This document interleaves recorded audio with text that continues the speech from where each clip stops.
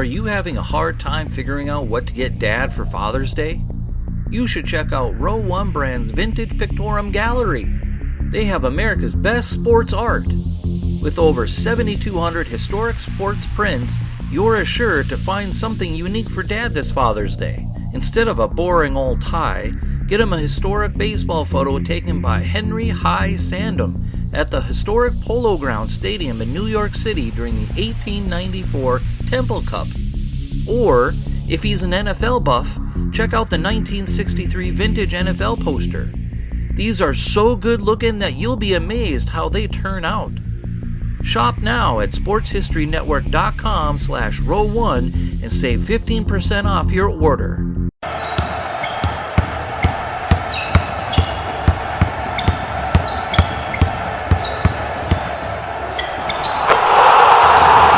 This is Basketball History 101 with Rick Loayza. Welcome back to Basketball History 101, part of the Sports History Network. I am your host, Rick Loayza, and this is the podcast where we bring to life some of the forgotten stories from basketball history. And today, we bring you the story of when Magic Johnson got his coach fired. It happened early in the 1981-82 season. The coach of the Lakers at the time was Paul Westhead. The short version of the story is that they disagreed on the offensive system that Westhead had put in that season, so Magic had him fired. Of course, the short story is almost never the complete story. For the complete story, we have to put context around the immediate events. Also, when something like this happens where a head coach and a superstar are at odds with each other, it is usually the culmination of events that have been simmering for months or even years. In other words, I want to share with you the events that led to Westhead getting fired. It all started 2 years earlier. The 1979-1980 season was not only Magic Johnson's rookie year, it was also the rookie season for head coach Jack Mckinney. He had been an NBA assistant for 5 years with the Milwaukee Bucks and the Portland Trail Blazers, but this was his first shot as a head coach in the NBA. The opportunity to coach a young star like Magic Johnson, along with all-star veterans like Kareem Abdul-Jabbar, Norm Nixon, and Jamal Wilkes, was just too much to pass up. This was a championship contending team from day one. By all accounts, Mckinney was doing a great job. After 14 games, the team had a record of 10-4. The team was winning, the players were having fun, and the fast break style of offense that Mckinney wanted to run was getting better every night. The Lakers were beginning to run the other teams off the court. It was a great start to the season and things were really looking up. But then something happened. A bicycle accident. It was Saturday morning on November 10th, 1979. At that time of the year, most of the United States is well into fall. The color of the leaves are changing or even falling. Most people are now wearing sweaters or jackets to keep warm when going out. In some areas, they might have even had their first snow already. But in Southern California, it was still very nice and warm. It was an off day for the Lakers. They had beaten the Denver Nuggets in overtime the night before, and Mckinney had given them the day off before they hosted the Cleveland Cavaliers the next day. With a little bit of time on their hands, the assistant coach, Paul Westhead, called Mckinney to see if he wanted to play some tennis. Mckinney said yes, and they lived relatively close to each other, so Mckinney was going to ride his bike over to where Westhead lived. As Mckinney was about halfway there, he was heading downhill and gaining some speed. He was approaching an intersection, so he squeezed the handbrakes to slow down. But something went wrong. The brakes locked up and Mckinney went flying over the handlebars. He landed on the pavement head first and skidded down the street farther than anyone would have thought possible. In the meantime, Westhead waited and waited. Finally, he went home and got a call from Mckinney's wife asking if Westhead had seen him. Then they immediately began calling all of the local hospitals and found out the one where Mckinney was being prepped for surgery. Mckinney had sustained a serious head injury. The doctors declared him out for the season, and at the time, they were not even sure that Mckinney would ever coach again. By the end of the day, Paul Westhead was the new head coach of the Los Angeles Lakers. Now, what I need to explain here is that it was also Westhead's first year in the NBA. He had been the head coach at LaSalle University in Philadelphia for the previous 9 seasons, and he accepted the offer to be an assistant coach in the NBA from his good friend Jack Mckinney. Paul Westhead had only been an assistant coach in the NBA for 14 games before he became the head coach. And Westhead was different. Prior to becoming a coach, he was a professor of English literature at Dayton University, where he specialized in the works of Shakespeare. In fact, his thesis for his PhD was on Titus Andronicus. However, he had played Division I basketball at St. Joseph's University in Philadelphia, so he was not a complete stranger to basketball. While he was preparing another lesson plan for his English students, the athletic department called because they needed someone to coach the freshman basketball team. The freshman coach got promoted to the varsity team because the old varsity coach became ill and had to resign. So Westhead jumped at the chance to get into coaching. He was a natural teacher who loved basketball almost as much as he loved the English language. He did not stop teaching his regular classes. He still kept a full load of classes to teach. But that is how he got started. Then, with virtually no NBA experience, he finds himself the head coach of the first-place Los Angeles Lakers. He also had an interesting communication style since he possessed an incredible command of the English language. And I'm just going to say this very plainly because there's really no way around this. But Westhead's vocabulary was so far above the average NBA player that the players often did not know what he was talking about. Now, I don't want to come off as being insulting toward players because the fact was that Westhead's vocabulary was far above the understanding of the average person. Basically, he liked using big words, but it came at a cost. He would sometimes sprinkle in a quote from Shakespeare when he was really trying to emphasize a point. You can imagine how well that went over with the players. Based on my research, there has only been one NBA player to earn his PhD in English literature, and that was Tom Meschery, who played for the Warriors in the 1960s. And by the way, I have done an entire episode on Tom Meschery. It is episode 17 in case you want to go check it out. It really is an incredible story of how his family escaped Russia and made their way to America through China. Anyway, now that Westhead was the new head coach, he had two decisions to make. First, he needed to hire his own assistant. See, back then, nearly every team only had two coaches, a head coach and one assistant coach. Westhead chose Pat Riley, who was already part of the Lakers organization, as one of their radio and TV announcers. His second decision had to do with the Lakers' style of play. On that front, he decided not to change anything. He considered this Mckinney's team, and out of his loyalty for his friend, he kept everything the same and ran Mckinney's system. It is very hard to argue with the results. The Lakers won the championship that year. They defeated Dr. J and the Philadelphia 76ers 4-2 to hoist the trophy. The season literally could not have gone any better from a team perspective. Going into his second season in 1980-81, the Lakers lost Magic Johnson due to a knee injury for 45 games. Magic tore some cartilage in his knee. It was tough on Magic to miss that many games. In his entire basketball career going back to 5th grade, he had never missed a single game. So this was mental torture for him. He had a very difficult rehab that he had to go to twice a day in order to return to the court as soon as possible. He was finally able to return in late February, but the team just could not gel the way they had the year before. Even though they had all of the key players back from the championship team, things were just not working. Magic was playing tentatively because of his knee, something he readily admits in his autobiography. They finished the season with a record of 54-28, which was still the 5th best record in the entire league.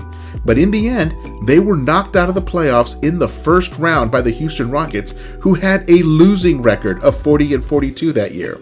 It was a terrible ending to what might have been a really great year. But with that early exit from the playoffs, Westhead decided that they needed to change the system. Even in that second season, Westhead was still running Mckinney's system, but now it was time to run his own system. So, at the beginning of training camp for the 81-82 season, Westhead told the players that they were going to run something different. He wanted to run something that was going to take advantage of their most reliable scorer, Kareem Abdul-Jabbar. This was Kareem's 13th season in the NBA, but he was still a very dominant and efficient force in the post. Westhead wanted to ride Kareem's skyhook for all it was worth. The new offense was going to be a slow it down, half-court offense. Whenever the Lakers got the defensive rebound, they were instructed to walk the ball up the court. No more fast breaks. By walking it up the court, it gave Kareem the time he needed to get down court and into the low post. The other 4 players were positioning themselves around the perimeter with virtually no player movement. They were to simply dump the ball into Kareem and let him score with his patented skyhook. On paper, it sounds like a good idea because Kareem was still that good, but to tell Magic Johnson not to run the fast break when he was arguably the best leader of the fast break in basketball history, it just seemed short-sighted. They lost the season opener to a far inferior Houston Rockets.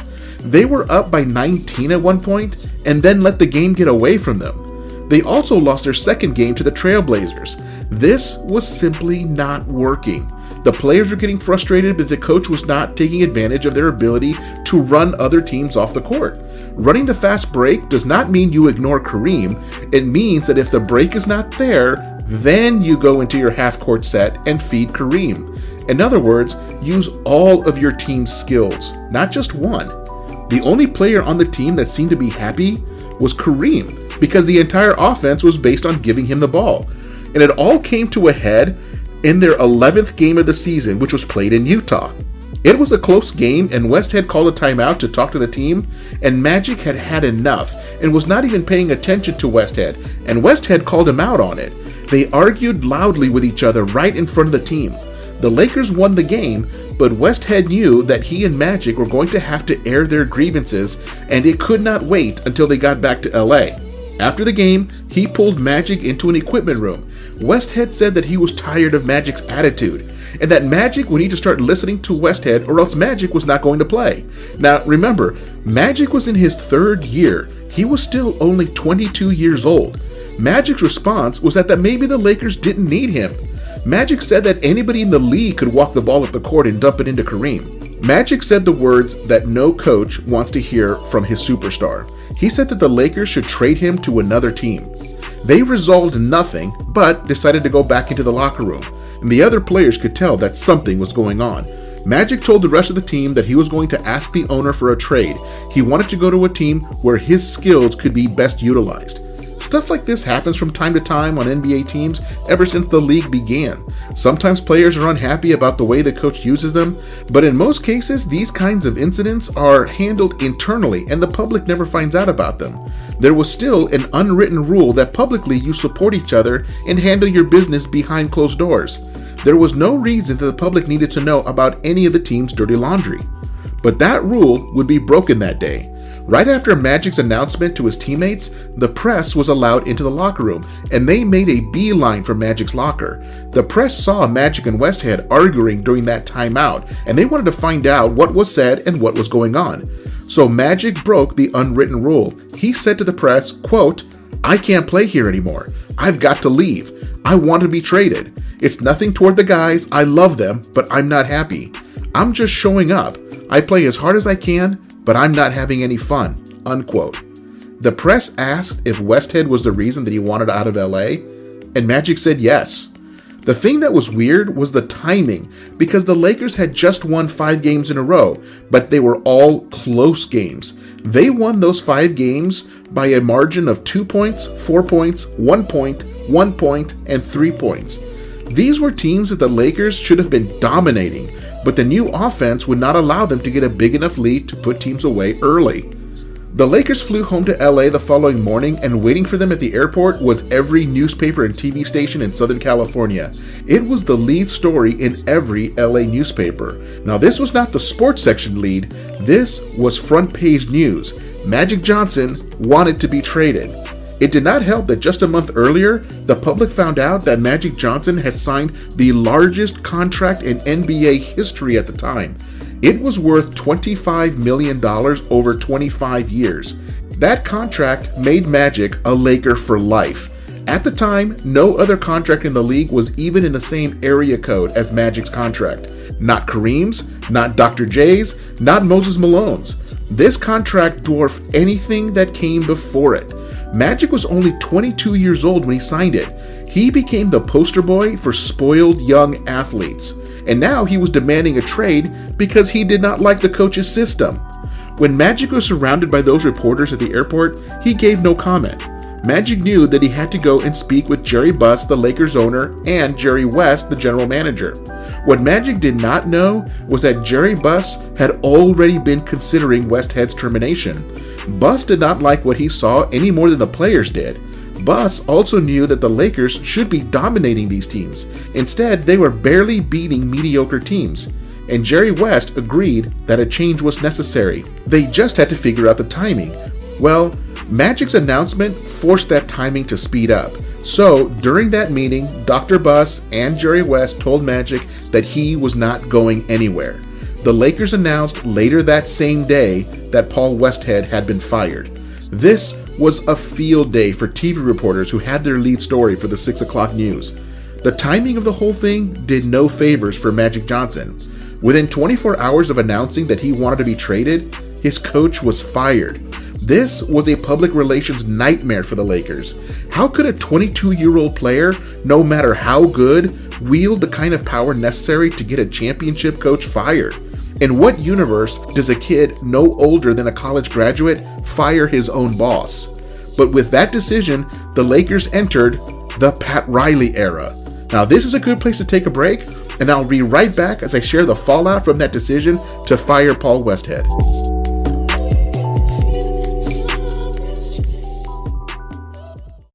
This podcast is part of the Sports History Network, your headquarters for the yesteryear of your favorite sport. You can learn more at sportshistorynetwork.com. Welcome back to the show, and let us keep going with the story of how Magic Johnson got his coach fired. We left off with Paul Westhead's firing and the start of the Pat Riley era. Now, the players liked Pat Riley. He had been an assistant for 2 years and had a good relationship with all of the players. Riley was also a former NBA player, unlike Westhead. Riley was a part of the 1972 Lakers championship team. Riley was part of the fraternity. He had been in their shoes, and he knew what it was like to be an NBA player. With his blue-collar upbringing, Riley spoke plainly and clearly. He was a little tentative at first, but he quickly grew into his role as coach. He was young, and he had a lot of energy. He was only 2 years older than Kareem, and he had less than 24 hours to prepare for his first game as the head coach. He told the team that they were going to go back to running the fast break. He wanted the Lakers to run other teams off the floor, and they were ready. What they were not ready for was the reception that Magic received that night. It was a home game against the San Antonio Spurs, and the home crowd booed Magic when he was announced. He had never heard that in his life. I mean, he had heard booing before, but it was always from the opponent's crowd, and he took that as a badge of honor. That meant that he was destroying the other team, and their fans didn't like it. But he had never in his life been booed by his own fans. The fans were letting him know how wrong they thought he was to get his coach fired. Obviously, you all know me as a basketball fan and historian, but I have to be open with you all. I do not watch just basketball. I watch American football, international football or soccer, baseball, MMA, and just about every sport under the sun. One thing I have observed after nearly 40 years of watching sports is that winning heals all wounds. By the second quarter of that game under Pat Riley, the fans once again were cheering for Magic as he was running the fast break to perfection and blowing out the San Antonio Spurs. Showtime was back. Under Riley's leadership, the Lakers finished the regular season with the best record in the Western Conference. In Riley's very first season as head coach, the Lakers won the 8th championship in franchise history. They were once again at the top of the mountain. Looking back years later, Magic admits that he handled the situation poorly. He says that he never should have taken his opinions to the public, and he should have kept the matter internal and talked to Jerry Buss and Jerry West privately and then let the team make any necessary announcements. Of course, hindsight is always 20/20. As for Jack Mckinney, well, he recovered quite well. In fact, he recovered better than expected. He was well enough to take over the head coaching role with the Indiana Pacers just 1 year after his injury. He coached them for 4 years, but the team kept getting progressively worse, and he was fired. He coached one final season with the Kansas City Kings, but only made it through 9 games before he resigned and walked away from coaching altogether. Paul Westhead also bounced back after his firing and was hired as the coach of the Chicago Bulls the following season, but he only stayed 1 year and was fired again. And then he returned to coaching in college, where he adopted a new playing style. He took over as head coach of Loyola Marymount University in LA back in 1985 and played a run-and-gun style of basketball that required his team to shoot the ball within 5 seconds of taking possession. Loyola Marymount was one of the fastest college teams anyone had ever seen. He even led them to a deep run in the NCAA tournament in 1990. Now that led to another shot at the NBA, where he was hired as the new coach of the Denver Nuggets, and he ran his run-and-gun style with those Nuggets. The Nuggets scored 158 points in their very first game under Westhead, but still lost by 4 points. They scored 140 or more points 7 times that season, and only winning 2 of those games. They were scoring by the boatload, but their defense was absolutely dreadful. He spent the rest of his career as either an assistant in the NBA or a head coach in college. But he never won another championship after 1980 when he won with the Lakers. As for Magic, do I really need to say more? He won 3 more championships, 3 MVP awards, a gold medal with the Dream Team, and is now in the Hall of Fame. If you have been a loyal listener to this show, then you know that I bleed purple and gold. Magic Johnson has always been my favorite player of all time, but I also hope that I do not ever sugarcoat anything. If the Lakers make a bad move or do something negative, I will call it out. That is part of what this story is. It was not Magic's best moment. He even admits that. He was immature and handled a bad situation very poorly. Now thankfully, he learned from it. So, there you have it. That was the story of when Magic Johnson got his coach fired. Join us next time when we share the story of when the NBA's color barrier was broken back in 1950. That's next time on Basketball History 101, part of the Sports History Network, the headquarters of Sports Yesteryear. Go to sportshistorynetwork.com to find out more about this and other sports history podcasts. If you like what you hear, please hit that subscribe button wherever you get your podcasts. Also, go ahead and give us a rating and a review, and that will help others to find this podcast more easily. And check out our page on Facebook. It's called Basketball History 101 Podcast. There you will find shorter historical posts, as well as comments and discussion starters on today's game. I'll also announce there when new episodes come out. I want to thank my producer and editor, Jacob Loayza.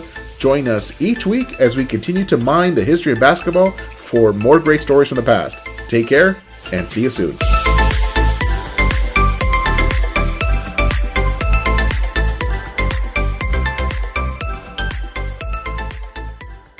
We here at the Sports History Network proudly partner with 26 podcasts, all revolving around the history of sports.